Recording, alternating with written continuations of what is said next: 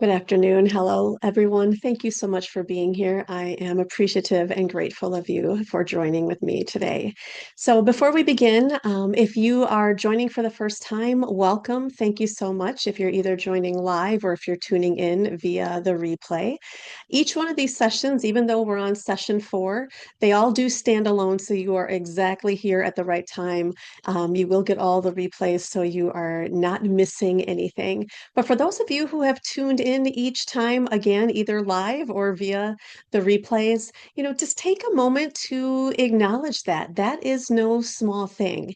You carving out the time to tune in for these on a regular basis, that is you making yourself a priority. And you've showed up and you've continued to show up. And I just want to make sure that you honor and acknowledge that for yourself. And so I am thankful that you're here and I welcome you.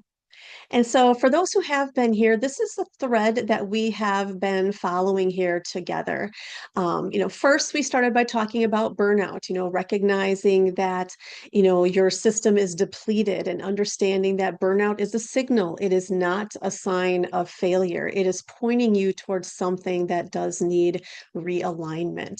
And then, second session, we talked about emotional awareness, how to begin learning and noticing what you're feeling as opposed to being swept away by the emotion. You acknowledge and observe your emotions. You are not your emotions. That practicing being that observer and not being consumed by it.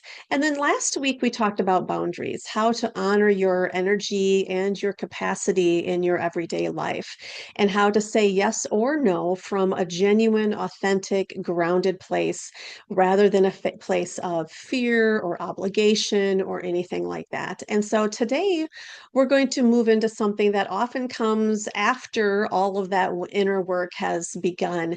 And that's potentially the feeling of being stuck. Because here's what I often see.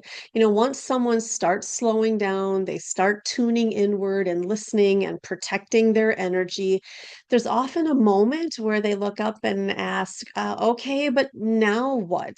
I know something needs to change, but I don't know what, or I don't know how, or I don't even know where to begin. And that's getting unstuck. And that's what we're going to talk about today.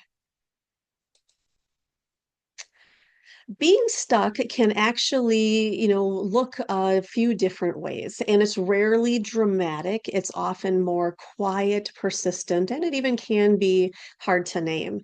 It may feel like you're just going through the motions, like you're doing what you're supposed to do, but you're feeling strangely absent from your own life or not knowing what you want.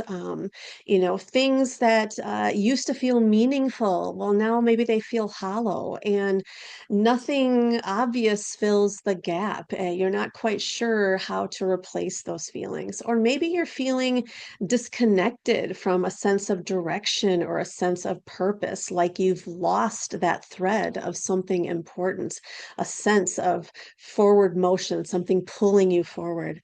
Or perhaps it's just this quiet underlying sense of something's off, something isn't quite right. You might not even be able to fully name it, but it just doesn't sit right. Does any of that land for you? Do you notice any of that? Just kind of notice for yourself. And so I want to help us reframe thinking about stuck as stuck is not a failure, but it's a chance for us to pause. It is a pause point. And sometimes, not always, but sometimes it can be a really meaningful pause point. And here's why.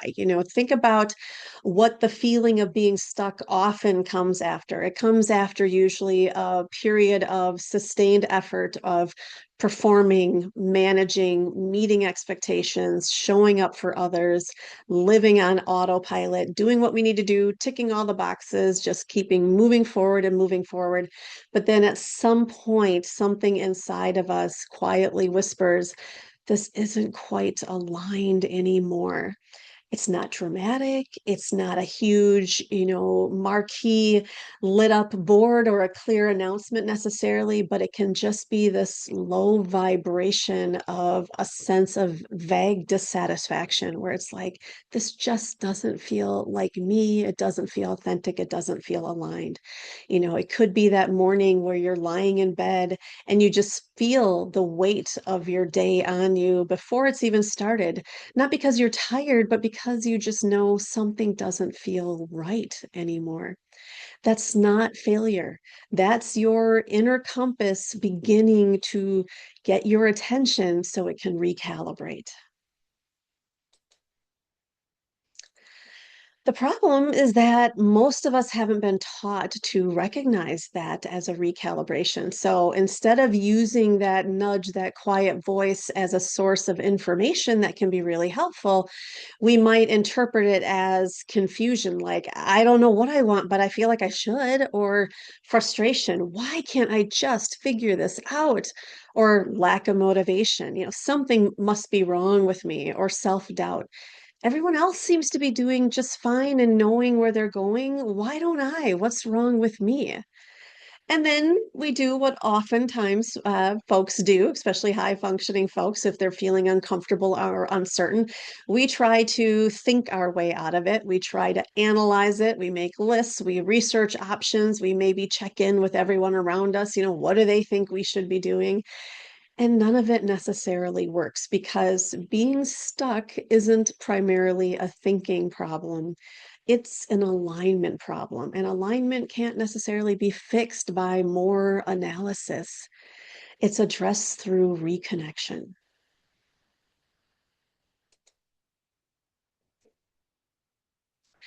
There are generally a few different reasons why folks feel stuck, and they can call for different responses, different ways to address them and deal with them. And naming which kind of stuck that you are can change everything about what you do next. What are the next steps? The first is the clarity stuck. This is when you genuinely don't know what you want or what the next step is. You maybe feel foggy without any direction. The path forward is just kind of an unknown or it's not really clear. This kind of stuck calls for slowing down for space and reflection, giving yourself the space beneath all of the noise to really hear what's true for you.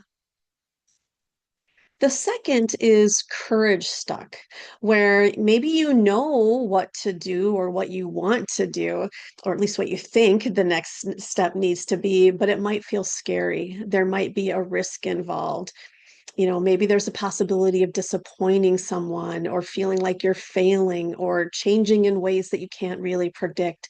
It just feels kind of scary and overwhelming and unknown.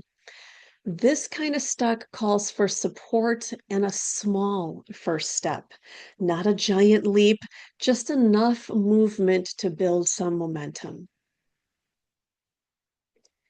The third kind of stuck is the energy stuck. This is one, maybe you have a general sense of direction, but you are simply too depleted to take any action on it. You know what you want. You're not really scared of it. It doesn't feel too scary or risky or overwhelming, but you're just running on empty. You are running on fumes. This kind of stuck really calls for that restoration, that taking care of yourself first. That ties into everything that we have talked about, burnout and boundaries. And so that's really what, to be able to look at if you're feeling like you're just too depleted, even when you know where you want to go, you're too depleted to take any of those steps. And the fourth one is identity stuck. This is when, and this is a tough one at times, this is when moving forward could require you to become someone slightly different than you were before. When the next version of your life doesn't quite fit the identity of who you've been holding or how you've been showing up until this point. And there can be a level of grief involved with that as well. And so that really calls for you to be compassionate and patient with yourself as you navigate through that period of transition. And so, as you can see, it really does matter Understanding and having an awareness of, which kind of stuck that you're in, because once you know that, your path forward is going to be different depending on which where area of stuck you're in. And so rather than asking, why can't I figure this out? A more useful question may become, what is this moment asking me to notice or reconsider? Or even more clearly, specifically, what kind of stuck am I in? Because once you name it, once you identify, is this a clarity problem, a courage problem, an energy problem, or an identity problem? The next step, it becomes a little bit more clear.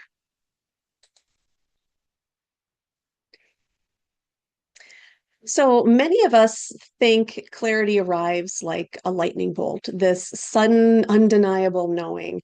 This is what I'm meant to be. This is who I'm meant to be. This is how I'm meant to be. This is where I'm going. And we sit and we wait for that feeling. And when it doesn't come, we conclude that, we just haven't found our answer yet. But in my experience, both personally and with the folks that I work with, clarity almost never works quite that way. Clarity is often built. It's built through small intentional experiments, through trying things and noticing what energizes you and what doesn't, asking questions, sitting with uncertainty long enough for something that rings true for you to surface, and taking the next small step, even if you can't see the whole path ahead of you. Clarity doesn't come before you move, it often comes as you move. And so, one of the biggest misconceptions about clarity is that it is going to show up all at once. One day you just know. And until that day comes, you're just kind of sitting around in the waiting room. But again, clarity doesn't often announce itself, it builds. It comes through those small intentional steps and things that you take in the general direction of something that is meaningful and matters for you. And so it might not suddenly be this grand announcement of, I know exactly what I want to do with my life. It might be, I know what my next step is going to be. And that genuinely is enough. One next step taken honestly opens up the next one and then the next one. And that's how meaningful lives are built, not from a master plan, not from a series, but from a series of honest, courageous movements and small steps. It's not a major life overhaul, it's one step at a time.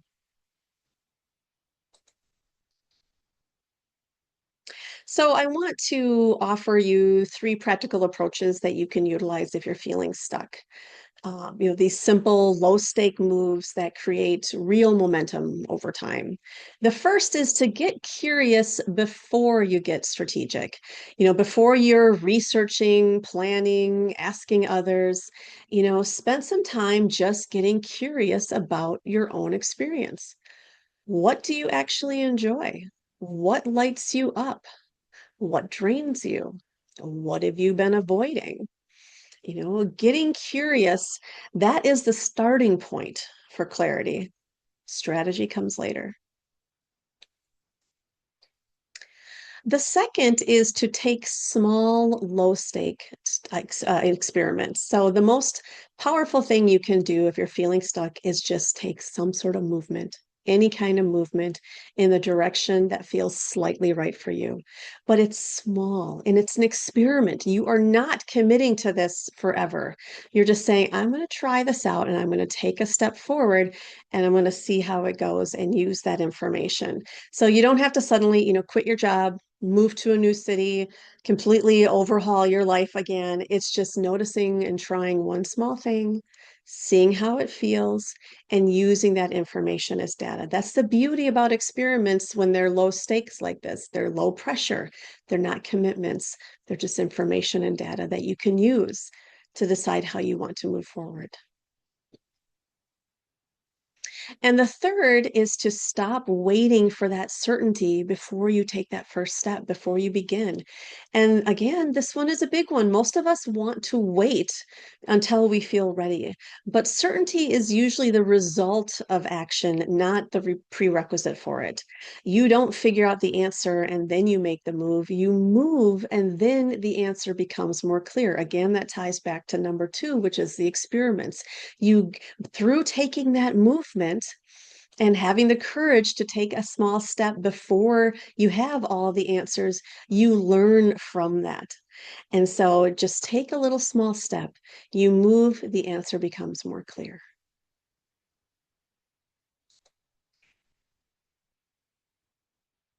Now, we're going to slow things down a little bit here to do our reflection. And this is something that we have done in each one of the sessions. It's just a moment, a few minutes for you to kind of slow down and check in with yourself. This is a gentle reflection. There's no pressure, there's no right or wrong answer. This is just seeing what comes up, noticing it, and holding that information gently and acknowledging it.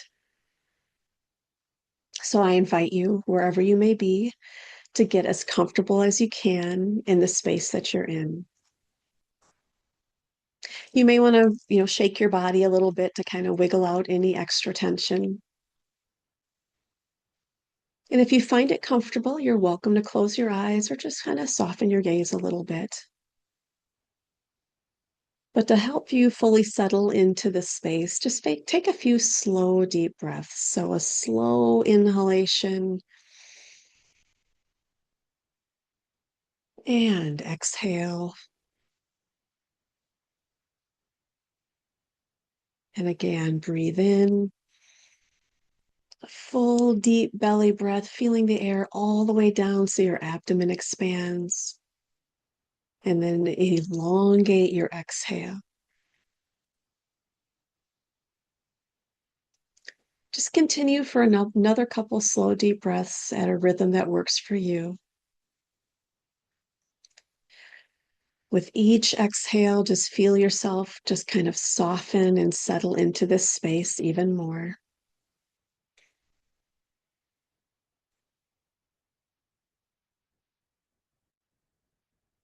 You don't need to figure anything else out right now. There is no place else you have to be.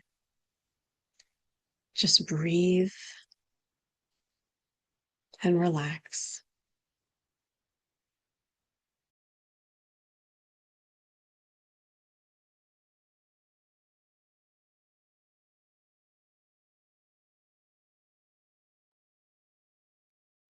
And now I invite you to gently ask yourself, where do I feel most stuck in my life right now? It might be a relationship, a career, a creative pursuit, or a pattern you've been trying to change. It might be something big and obvious, or maybe something quieter and a bit harder to name. Just let whatever comes up come up. Just notice. Where do I feel most stuck right now?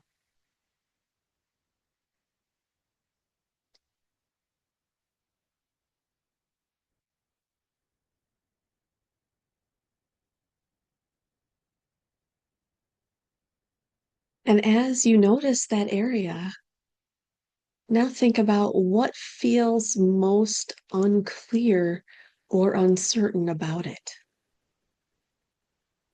Are you unclear on what you want or what feels possible? What the next right step is? Or whether you're capable? Whether it feels safe?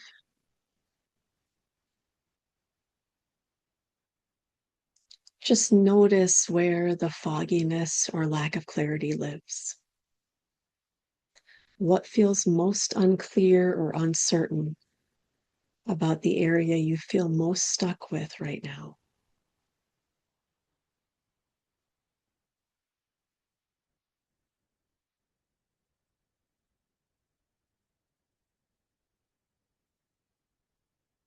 And you're just noticing. You're not trying to solve anything. And so now ask yourself, what might I genuinely be needing right now? Is it more clarity or more support, more time, more rest? Is it permission to not know? There's no right or wrong answer. What does this moment genuinely need?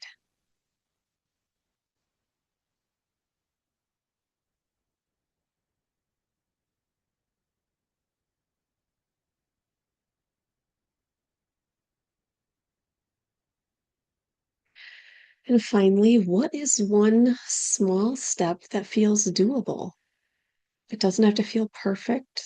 It doesn't have to feel complete, just doable for your next move. You don't need to have the whole answer. You don't need to have the whole plan. It's just one thing. It can be as simple as having a conversation, or I'm going to write my thoughts down or journal about this, or I am going to let myself rest, or I'm going to reach out to someone. What one small step feels doable? And just notice what comes.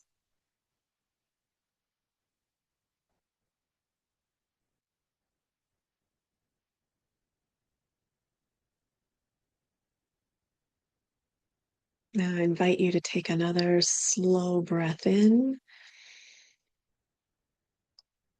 and let it go, and gently come back to the room. Now, whatever surfaced for you, just hold it gently.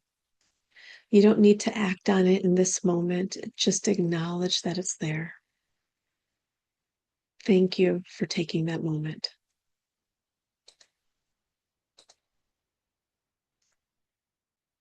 So, how this all connects together, the thread that ties everything that we've been talking about leading up to this. Clarity emerges when you are more connected to yourself. That's what this whole series has been about.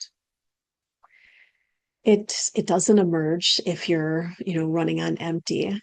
It emerges when you're not, when you're noticing that you're depleted and you're doing things about that.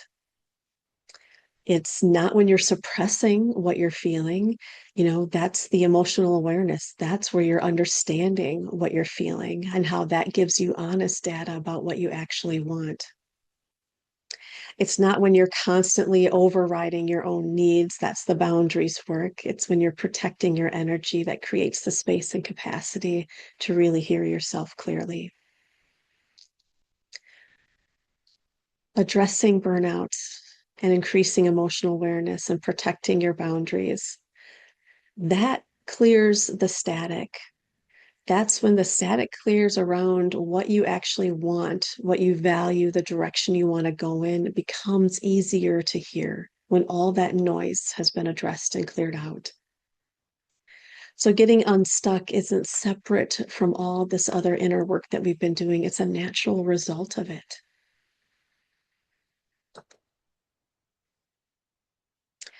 So, if there's one thing that I really hope that you carry with you from today, it's this: you don't need to have it all figured out. You don't need to know the whole path. You just need to know the next right step for you. You just need to stay connected with yourself, to keep listening, to keep pausing, to keep noticing, checking in, taking those small, honest steps, one by one, in the direction that feels true and authentic for you. That's where meaningful lives are built. That is where the momentum builds. And it's okay if you don't have the whole picture. It's just connecting with yourself and taking one step at a time.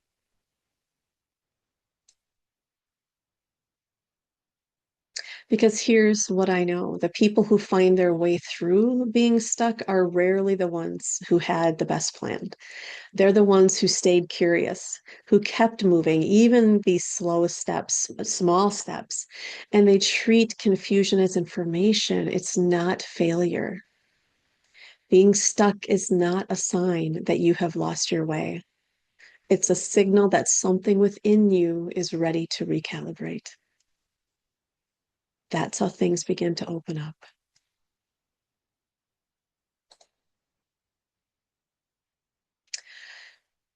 One other thing that can make it challenging to get unstuck is sometimes is trying to do it alone.